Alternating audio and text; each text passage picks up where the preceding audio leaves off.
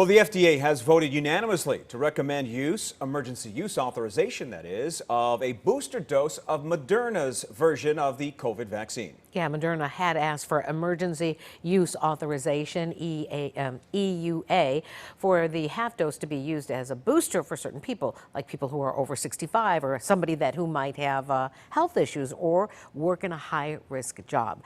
Dr. Richard Novak, who is the head of the Division of Infectious Diseases at UI Health, joins us this morning to talk more about this. Good morning, doctor. Good to see you. It's great to be here. Thanks for having me. Well, Dr. Novak, this doesn't mean you can go and get a Moderna booster today if you qualify. It still needs a final decision from the FDA and a CDC endorsement. So I want to ask you, when do you think people are going to be able to start getting that booster shot? Well, my guess is it's going to happen fairly quickly. I would suspect that the FDA will have a decision early next week, and then the CDC will follow shortly thereafter. So I wouldn't be surprised if it's less than a week away.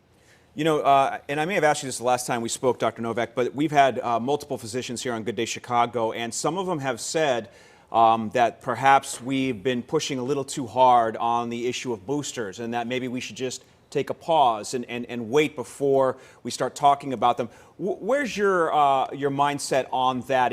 Are we looking at 8-month windows, 6-month windows? Where do you sit with that? Well, the Moderna vaccine is actually appears to be somewhat more effective and more durable than the Pfizer vaccine, and so I'm in favor of the Pfizer booster. The Moderna might be a little bit premature because it still seems to be effective, but the results of the studies showing the booster or testing the booster shows it is very effective, and it gives a good bump in the antibody levels.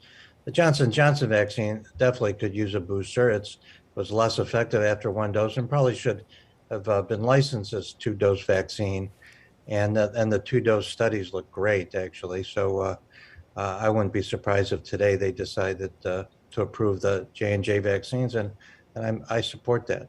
There was some suggestion by health officials that if Johnson & Johnson's booster shots or the second shot hadn't been approved, that they could opt possibly for the Moderna or the Pfizer. I mean, how do you feel about that?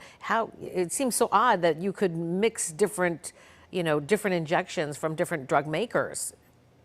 Yeah, well, actually, that's a great strategy. In vaccinology, we do that fairly routinely. We call it a heterologous boost, and where you use one vaccine and then follow with a different vaccine.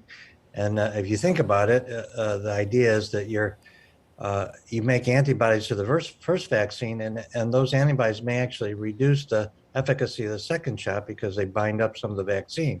But if you come in with a different vaccine, then it's less likely to do that, and you might get a better bump. They just don't have a lot of studies yet showing that that's effective with these vaccines, and so it might be a little premature. But intuitively, it makes sense to do it. Last question, less than 30 seconds. A lot of the talk is that this is now an endemic. It's no longer just a pandemic. Are you envisioning, doctor, that all of us who are fully vaccinated, going to need a booster next year and perhaps even the year beyond that?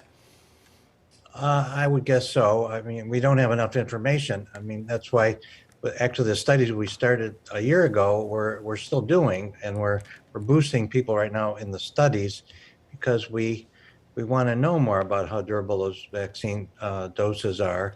But it's likely that this is going to be an ongoing problem. I mean, truthfully, as long as there's virus circulating in our population, we're going to be at risk, and the immunity will wane as they do with most vaccines, and then we'll need a booster. What we really need is for the people who are not vaccinated to get vaccinated so that they won't serve as reservoirs for virus. And there'll be less virus circulating in the community. Well, he's been at the forefront of this fight since the very beginning. Dr. Richard Novak, thanks so much for joining us. My pleasure. Thanks for having me. All right. If you have